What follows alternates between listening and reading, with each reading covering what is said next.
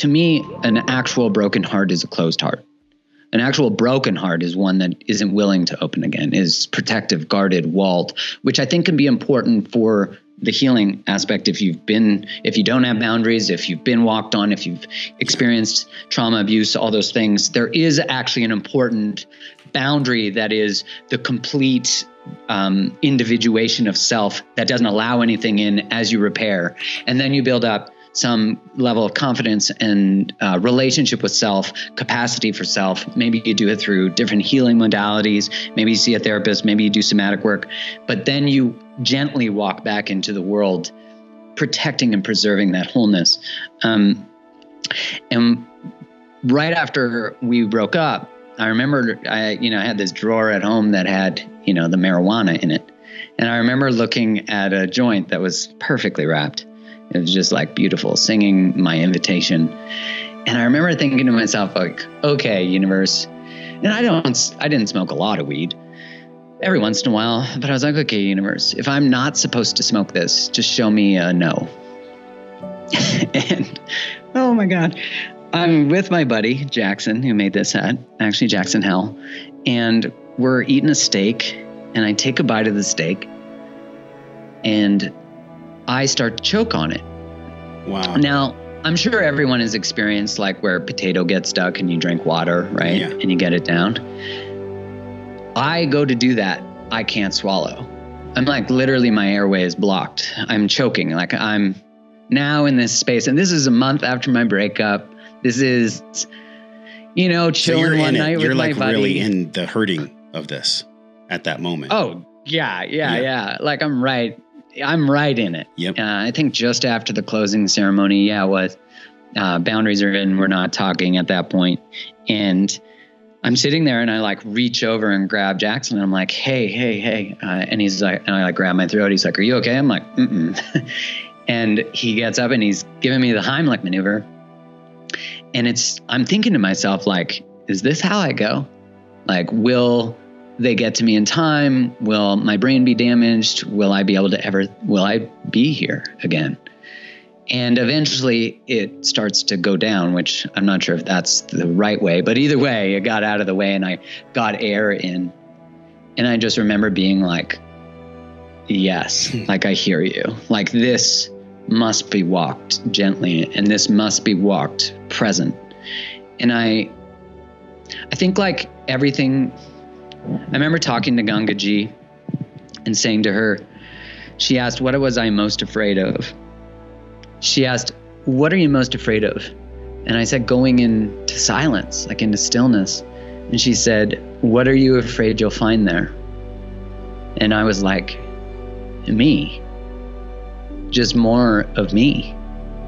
And I get emotional saying that because there was almost like this like fear of really feeling everything. And that wasn't new, that was old, but it was like I was finally ready. I really thought to myself, like as I could breathe again and life was coming back to me and in the lighter side.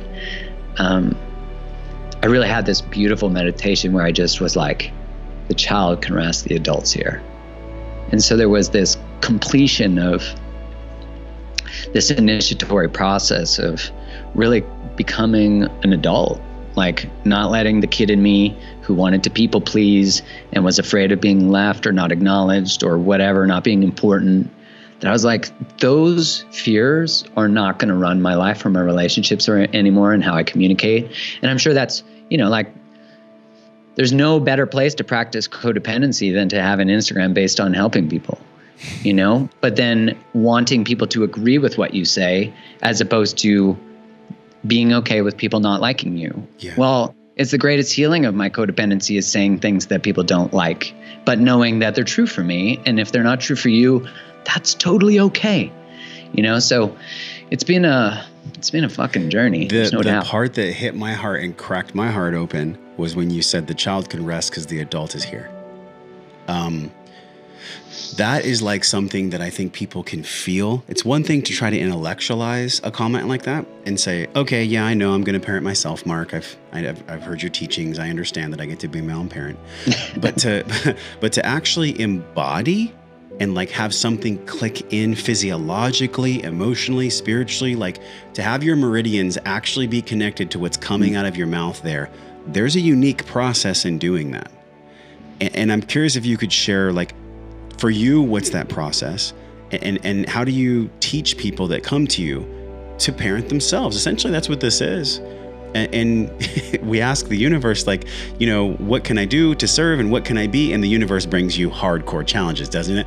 Universe always brings you shit where you're going to be like taken down to your knees. You're going to have your heart break in ways that you didn't know were imaginable. You're going to have to choke on steak.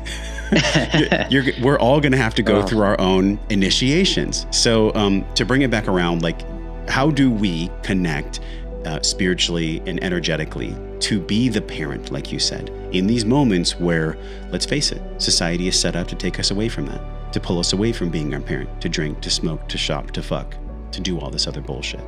How do we stay true to that? Amen. Because the source of what fuels those things is the disconnection from self. It's the not acknowledging how you actually feel, not acknowledging that you were invalidated, that you were taught to self-abandon, to belong. But if you adjust yourself in any way to belong, which every human does till they wake up and have awareness and are like, wait, why do I do what I do? And do I want to still do those things? Are they conducive to my values, how I want to live my life? Is my religion my choice or what I was born into? Is my occupation my choice or what I was born into? And those are really dissonance-causing questions, because if you can hold them and say they aren't, then you go, well, why the fuck have I been doing all this stuff? Because you were taught. Well, there's a big sadness to that. And that's that grief and rage that we have to learn to access, because that fuels the transformation. So the journey, which I'm sure everyone listening, if they're listening to your podcast, are on and likely deep within, yes, is recognizing that there are some things we're taught that are good. So it's not everything you're taught's bad, but it's like, what systems do you still want to participate in? I did this cute question and answer, and one of the questions was, is it a red flag if a guy pays on the first date? Doesn't pay, on the first date.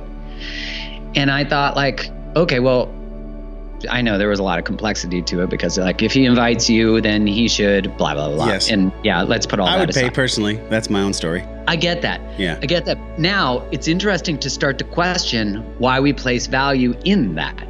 Because we could say that it's a green flag for a man to invite, and I'm speaking heteronormatively, a woman to pay for half on a first date, because he recognizes she can support and take care of herself, and he doesn't, because the very act of buying, if we're just talking about it on an evolutionary perspective, creates reciprocity, an unconscious desire to want to owe you back. So if I invite you to my wedding, you're going to feel obliged to invite me to yours.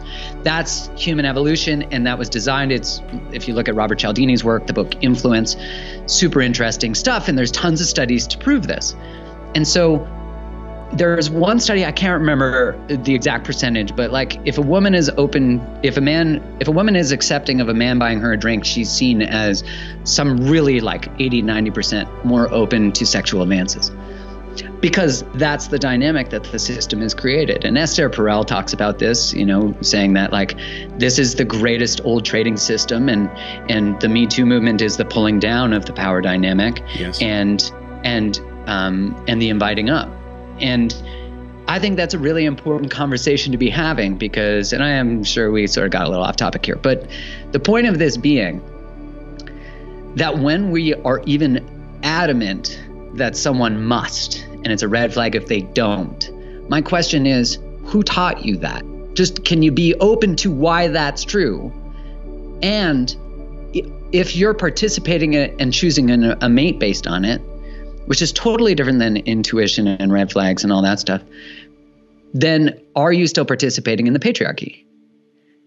And do you want to keep the parts you like and get rid of the parts you don't?